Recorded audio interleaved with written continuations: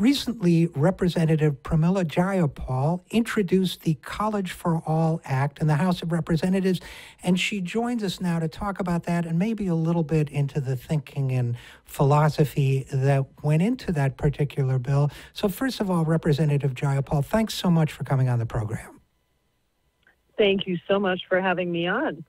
Well, we're big fans of yours around here, and one of the things that particularly excited me, if I may say, about your election was that you didn't come out of the typical model of a career politician. Not that those are all bad people, he hastened to add, but you came out of the world of activism, of civil rights, of organizing people for causes and for a better society. And I'm wondering to what extent you think, first of all, that informs your approach to politics. It absolutely informs my approach to politics. I'm still an organizer first, and that's what I've spent my life doing, and it's what I believe really creates the kind of change that we need to see in the country. And I never really thought that I would run for elected office. I always thought I was, good on the outside. I, as you mentioned, have worked on immigrant rights issues, civil rights issues, started after 9/11, what is now the largest immigrant advocacy organization in the state, one of the largest in the country, and ran it for 12 years. So my world is the world of organizing and activism. But I decided to run for office because I actually believe that this philosophy and approach that we have in the organizing sector should permeate elected office, that we should have elected officials who think about the platform as another organizing platform, and that bring the perspectives of the grassroots to bear on the critical issues facing the country. And so my campaign for Congress, my campaign for state Senate, where I was for 2 years before coming to Congress, as well as my campaign for Congress, were both organizing campaigns, very progressive positions that I put forward, including College for All, which I said would be my first bill if I got elected. It wasn't quite my first bill because Donald Trump was elected, and so we had to do a number of immigration bills right off the bat. But it was very close to my first bill.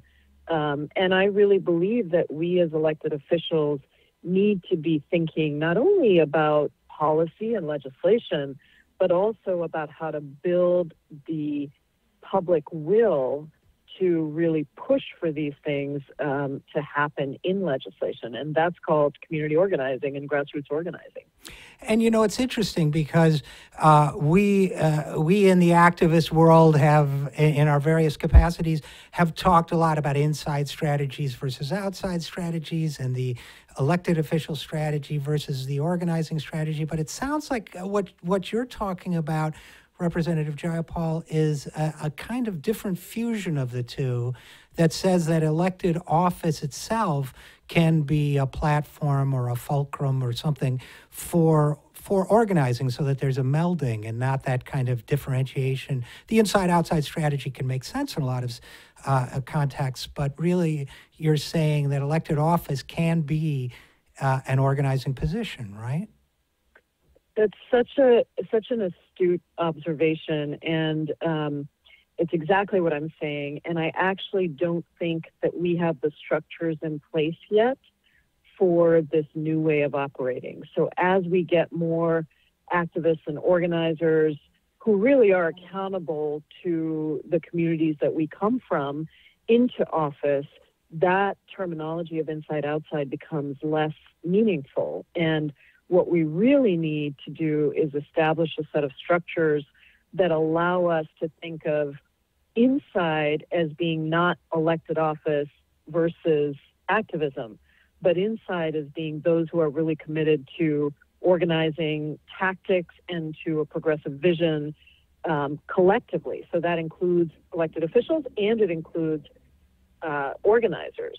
That's the inside. And so that's what I think we have to really focus on. And I've been doing a lot of thinking and talking with some of my good friends in both communities about how we establish those links in a much better way and how we take down some of the barriers that we had put up for good reasons, by the way. You know, I think that organizers and activists were legitimately skeptical of people in elected office. But as we elect our own up into elected office, we really need to do more than just say we need to hold elected officials accountable. Actually, the accountability has to go both ways, and the structures that we need to really support that planning, strategy, and implementation of our ideas and our campaigns has to go both ways.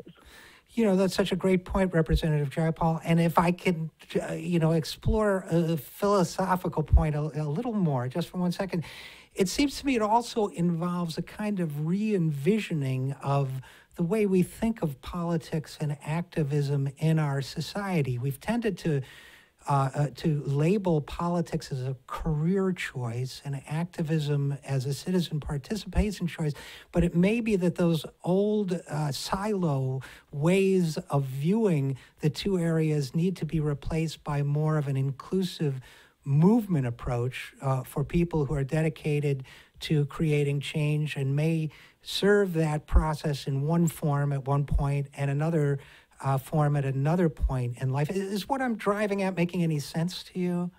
Oh, it's making a lot of sense, and I hope we get to connect on this even more beyond this show, because you're hitting all the things that I've been thinking about, and trying to not only build a new vocabulary but build then the institutional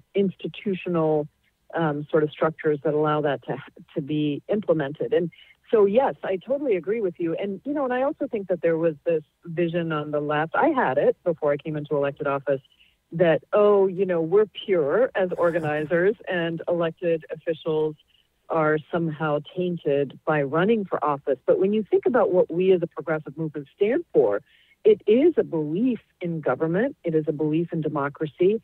It is a belief that we, the people, are important to the functioning of democracy. And so we need to make sure that we are encouraging more people to run for office with a different perspective of what that entails. And so it's been really great to see tons of organizers reach out to me and say, hey, I had never thought about running for office, but ever since you did it, it's made me think about it differently. I was really proud to help recruit somebody to the state Senate who took my place as the only woman of color, unfortunately the only woman of color, both of us were, but also an organizer. And she told me, she said, I had not really thought about it until I saw you doing it and realized that maybe I could be effective in that way as well. So I think we have a lot of room to grow and to revision and to reshape our ideas of politics with a small p or a capital P, and also how we utilize all of our different platforms for organizing. And maybe we can get away from this polarity and think of purity as something like a state of mind rather than a state of practice. And by the way, I just have to mention that I was the writer for the Bernie Sanders campaign when he endorsed you. And one of my favorite moments with Bernie was him talking, and just after we turned off the cameras, unfortunately, to a group of college students about how to think of politics not as a career, but as a calling and as part of this. So I think there's a real philosophical connection there. And let's talk for a second about the College for All Act, which you have just introduced it. You wrote a piece in The Nation about it, why I introduced the College for All Act. It seems to me, I wanted to have this conversation with you anyway, selfishly, so I'm glad we did. But I also, in the context of the College for All Act, it seemed to me that one of the key ways we can, but I want your thoughts on it, we can create this link up as we have an entire generation. We have 43 million Americans who are burdened with student debt right now. We have a coming generation of students who are being burdened by it as we speak. It seems to me that it is both a social injustice and a community issue that cuts across all sorts of other kinds of categories and demographic groups and so on. It is a generational issue, and it is a class issue. It is many things, but it seems to me that it is both an urgent need and a cause around which we can make people more aware of their own issues and perhaps more active. Does that make any sense to you also? Absolutely. Couldn't agree with you more. You, I think, have articulated both the real need as well as the, incredible excitement across the country. I find it interesting that even when I've been interviewed, by mainstream television or radio stations, the anchor will almost always say, this is an issue that's really important to me. I have enormous student debt. It is a sadly ubiquitous phenomenon. $1.3 trillion in student debt right now, even more than credit card debt in this country. 82% of all students who go to public universities and colleges end up with student debt. The amounts are, very varied, but the average amount of student debt is $30,000 to $40,000. We have taken away any hope of an American dream by making college unaffordable. And, for people who say, well, we can't do this, we used to do it. I mean, City University of New York used to be free. The University of California system used to be free. We invested in Pell Grants so that they, to the tune of essentially covering about 75 to 80% of the cost of tuition. And then we also invested in a GI Bill, which was a huge investment in saying, look, we're going to allow for millions of first in the family to go to college to do that. And so what we're trying to do with this College for All bill is say that we have a responsibility to knit back together the pieces of a broken American dream and to offer real opportunity to everybody and, frankly, to invest in what I call a cycle of prosperity. I mean, if we invest in higher education, in all education, but also in higher education for students, then they will be able to get better jobs. If they can get better jobs, they will be able to take care of their families better, and they will be able to contribute back to the economy. So this is a win for everybody. It's an investment in a cycle of prosperity, and it is ultimately making good on any notion of the American dream, which so few people across the country really believe in that anymore, because they know that the next generation is not even going to do as well as this generation is doing. Which is such a fundamental violation, it seems to me, of our social contract with our people. And, it also is worth, because I've written on the topic a little myself, it's worth mentioning also, and I'm sure you have too, I've talked to so many people who are, for example, third generation out from the GI Bill, who say that not only their grandparents' lives, but their parents' lives and their lives, the entire trajectory of generations was changed by this opportunity. But now, if I may, Representative Jayapal, and by the way, in asking this question, I am not assuming a position of purity, but let me ask the question. The original proposal, I think, from Bernie Sanders was free higher education. The deal worked out in the platform, which you cite in your article, is for families making $125,000 or less. What about people who might come at this bill from the left and say, why not just make all higher education free the way it used to be in California and so on? Well, Bernie and I talked about this before we introduced this bill. He introduced the companion in the Senate, and I introduced the companion in the House. So they're identical bills in the House and the Senate.